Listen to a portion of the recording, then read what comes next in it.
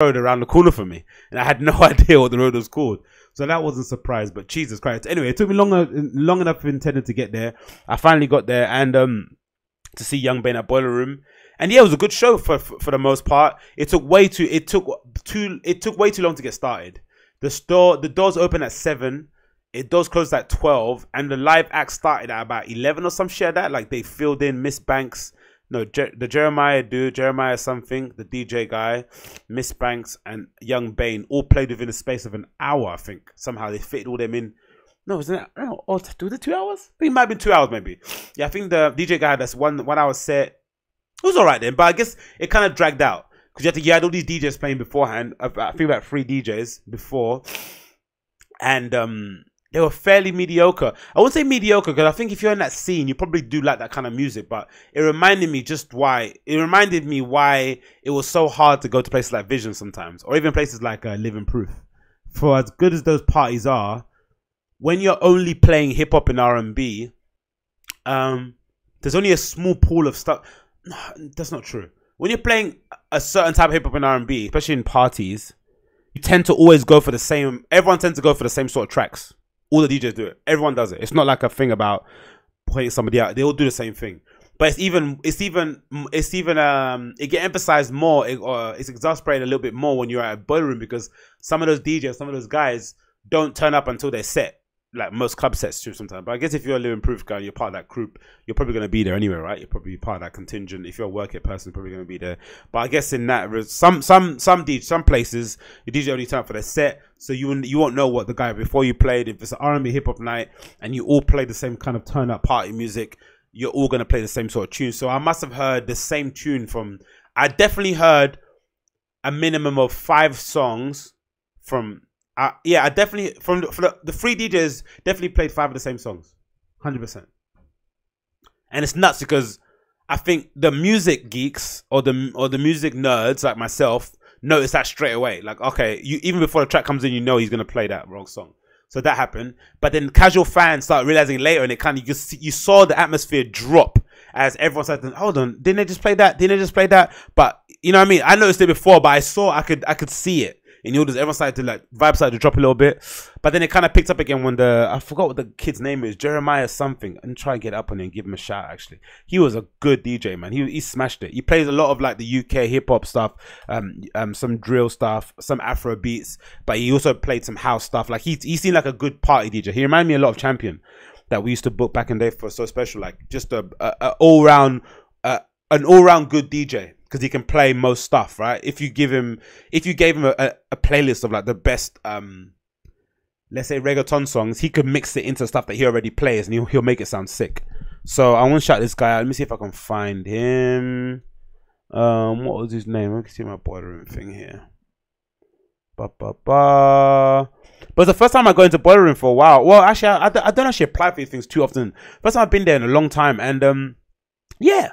In that kind of environment, I think the last one I went to was the Virgil one, in Oval Space. That was quite cool. I forgot what that was for, but in general, that's something that I used to live and die for, man. I used to love that shit back in the day, and it was fun to be around in that kind of environment. It also was a reminder of just how fucking old I am, man. Like there was so many cool looking young people there, like, do you know what I mean? Just like ripe and young and just fresh faced and full of optimism. Do you know what I mean? Just, I remember what that was like back in the day when you're just getting started. You just got your little band of boys, your band of girls. You're all looking amazing. You've all got these projects you're doing or things you're thinking about doing. Like you just, do you know what I mean? The world is literally your oyster, right? I mean, you haven't been beaten down just yet. And I think now is a good era too, because there are no gatekeepers. If you want to be like an influencer girl, or if you want to be a cultural critic or something of those kind of lines, you just pull out your phone, start recording yourself, right? You start uploading stuff on Instagram. You don't need to work at Vice. You don't need to go work at Days. You don't need to go at ID. You don't need to do anything. Just make a YouTube show.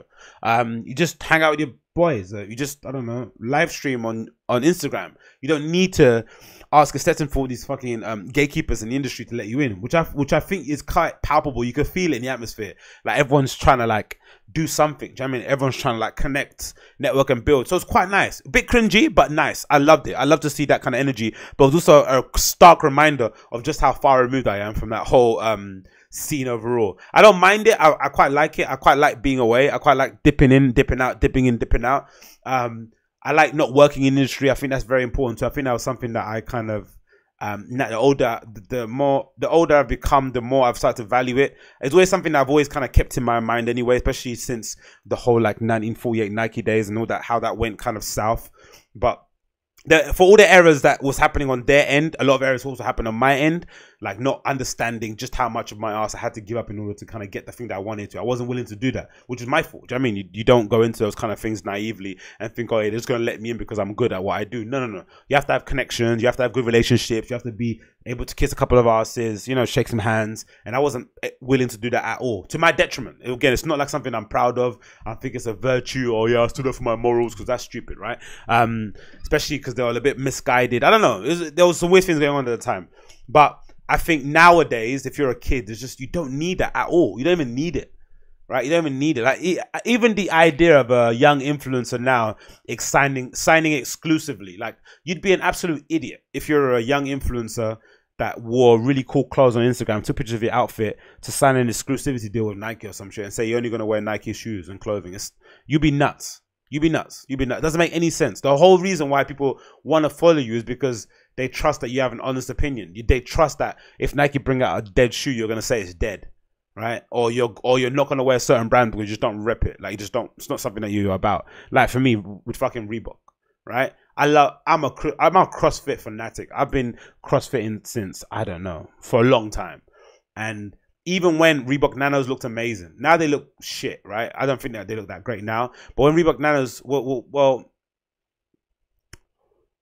yeah, when Reebok Nanos looked the best back in the day, when they had that kind of meshy cage thing on the side, they looked amazing. I refused to wear them. I refused. The only CrossFit shoe I bought was the Metcon when they came out, because they just look better, and I just don't wear Reebok. But yeah, you'd be a fool to sign an exclusivity deal. The whole point of it is to kind of, have as many partnerships as possible in loads of different areas. You know, you just seen you've just seen what's his face, Virgil signed a deal with Evian. You just see the other day too, Lucas Sabat, the influencer, he's the face of a new Margiela campaign. Just partnerships with everyone. Do you know what I mean? Like, get as many on the table, diversify your portfolio, and go from there, really. But yeah, the show was quite cool. DJs were too long. Miss Banks was the DJ's name. I forgot. Let me shout him out. What was the DJ's name? Before I talk about Miss Banks, because she was flames. The DJ that played that I thought was really fucking good was who? Where's his name here? Oh, it's not even got on the list. Let me view event page. Oh yeah, and they'll get, it's a Lynx collaboration, of course. There were like bottles of Lynx in the toilet, like free. You could take like little canisters, like quite a lot of it. I think 250 ml, which was fucking nuts to think to do. But yeah, the show was fucking awesome. I loved it. I had a great bloody time. Everyone was looking amazing. Loads of great outfits. Oh, actually, the sound's on this. Actually, let me play a little bit. Should I play a little bit of it, or like get yanked off YouTube? Hopefully, I don't get yanked off YouTube. But yeah, everyone looked amazing. Great outfits all over the place.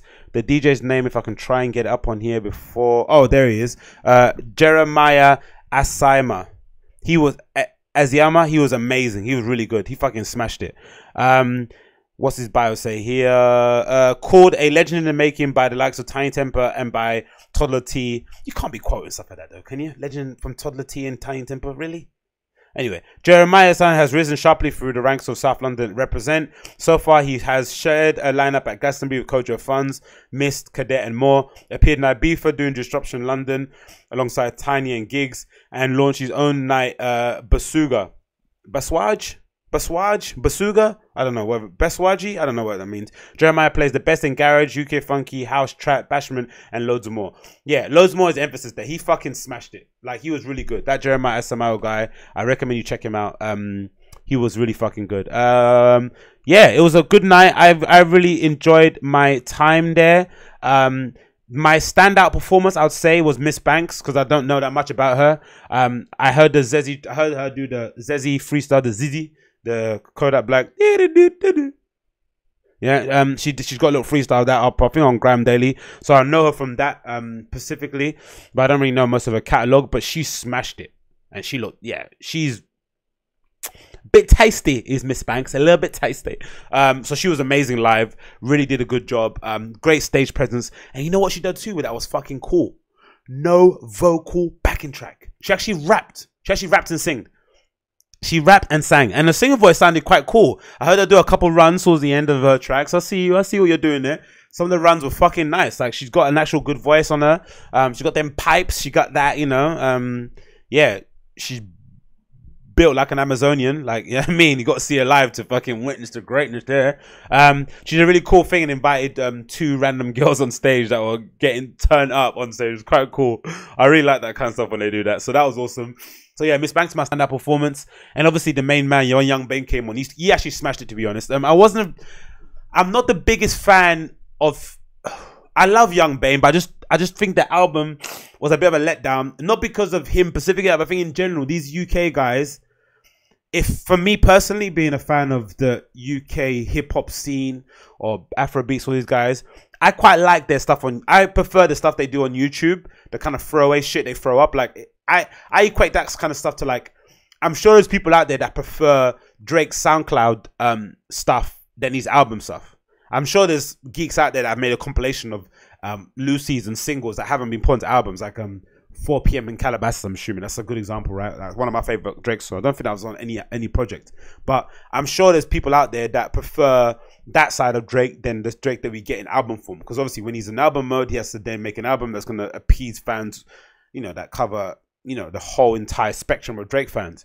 But I sometimes think with the UK hip hop dudes, the thing that got them to the dance was Froze, right? If you like Yxung Bane, you like Froze, right? One of his like standout tracks that's on YouTube that is an absolute banger.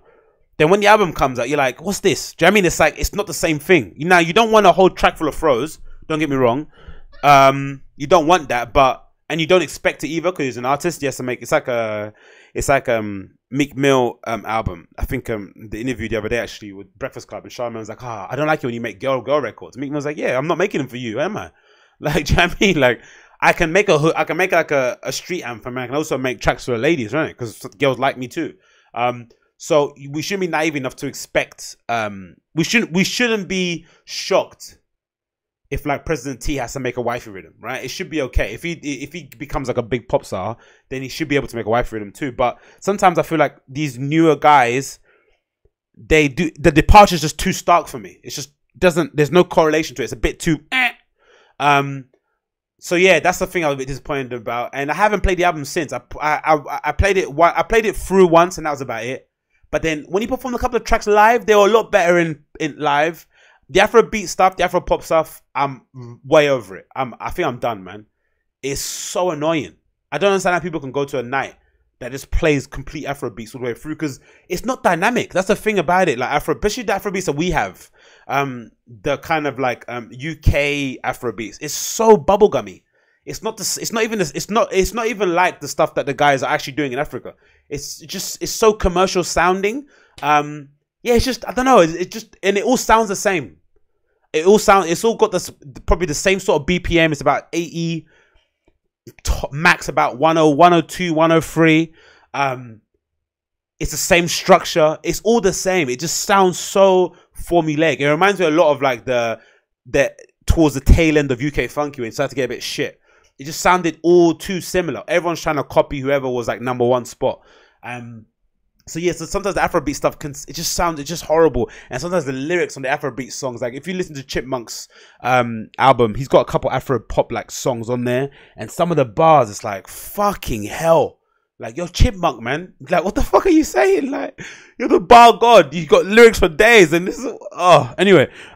So yeah, I'm not a fan of it, but I have to admit, seeing Yxung Bane perform Afrobeat type songs live with a room full of girls, you feel it differently. When you're hearing them like, screaming when that song comes on, right? You're like, okay, I get it now. Do you know what I mean? Like, you can clearly see he has like quite a big fan base. He has quite a big fan base with girls too. Girls actually like him.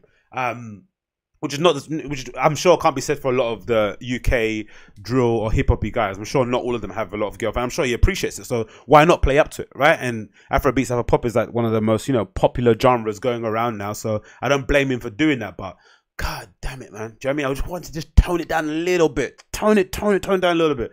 But yeah, he was very good too, performance wise.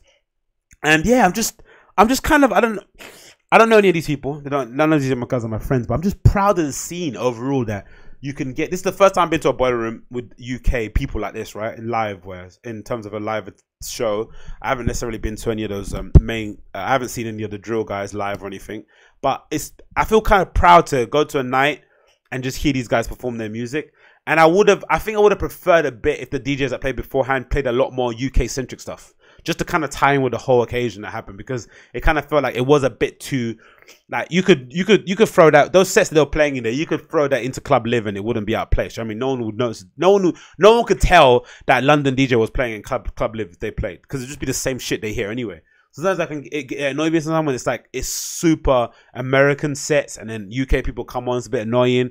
Or I get a bit bummed out when they play loads of American tracks and they play like a UK track and the crowd kind of goes a bit low because no one's actually playing. Because it's weird, because some of the guys that are like the popular dudes within the UK scene, they might be popular, but no one's actually playing their songs like on their phone and shit. It's weird how that kind of works. I don't know why that is. Or the stuff that plays in a club isn't necessarily what people have on their phones, right? I don't know. It's just strange. But I would have preferred maybe a bit more of a UK-centric set from the DJs beforehand. Also, it was annoying that most of them played loads of the same songs again and again, which reminded me again why I don't like to go to like hip-hop nights in London. Are just so samey. There's no variation to most of them. That's why, for the most part, when I did go to Visions or whatever, I'd go specifically to see like Craig Wade play, right? It's one of my favorites because he plays like he plays the current stuff. Like he'll play Playboy Carti, he'll play a Shy Glizzy track, he'll play Little Baby, he'll play current stuff, he'll play like a Gunna track, he'll play now. He won't keep playing fucking, I don't know, Biggie Smalls or Tupac or what. It's just like, come on, man. Allow me, man. A Tribe Called Quest again and again and again. 50 Cent again and again and again and again. This Drake record again, that Drake record. It's like the same shit. It's just a bit more variation I'd hoped for. But yeah, I had a good time, man. I thought it was good fun. Again, reminded me again how fucking old I was. Had a good little dance. Sweated my absolute arse off. So if anyone saw me sweating buckets there and were mystified why I was perspiring so much, I'm sorry. I like to dance. I think it's nice, man. When you're in a big open space, you don't get... When else? Where else do you get to dance? Think about it. You don't get to dance places, right? It's rare you get to go to a place where you get to dance. And dance is one of the most liberating free experience that you can. It's such a free expression, man. Do you know what I mean? You just wave your arms around the air. You don't even need to be coordinated. Just like, even if someone doesn't know how to dance, seeing someone enjoy themselves when music is playing, it makes you smile. You just want to, man, look how much fun he or she's having, man. Good on you, man. You can't two-step to save your life, right? You're the most uncoordinated person I've seen in my life. Look like you tied your laces together. That's how badly you're dancing. But you being happy makes me happy. Like that. That's what you want to see. Like, last thing you want to see people on the side of the wall, you know, mean mugging. Which, to be fair, that crowd wasn't. This crowd came out to dance. The girls looked banging. All the girls had great outfits on. You know, tracksuits. I think it's that trend now. Loads of girls had tracksuits that were, or like tracksuit style things that were like showing the midriff, which looked quite nice. I saw a girl with like a nice sort of Puma with like an orange stripe on it. It's kind of copied the Heron Preston thing, but it looked quite nice. So all the girls were looking amazing with their colourful braids and their colourful weaves and shit. All the boys had their good outfits on. Do you know what I mean? They had their kind of like side pouch bags, doing their kind of dancing circles, you know, hey, all that shit. So that was cool to see. But yeah, it was just a good, cool crowd, man. I enjoyed myself. I think it was fucking awesome. It was fucking awesome. And yeah, painless experience. I love going to those kind of places and just registering by yourself again. Like the asking of people, it's annoying, isn't it? Like, hey, can you do me a favor? No favor, just register in, put your name in, and see what happens. And luckily, I got in for this one, and yeah, very, very happy with the results, with the night overall. So yeah, Yxung Bane smashed it. I would have wished, again, so it's a little selfish wish. I just would have wished I wish the album reflected more of the Yxung Bane I know from YouTube, but I understand he's a fucking pop star now. He has to appeal to more people than, you know what I mean, my dusty self in Stratford. But yeah, he smashed it, man. He was really good. And Miss Banks as well. She was a standout one. She's gained a new fan in me. I didn't know. Again, I wasn't that familiar with her outside of the Kodak Black freestyle, but she fucking smashed it. And the DJ as well, Jeremiah Asamaya.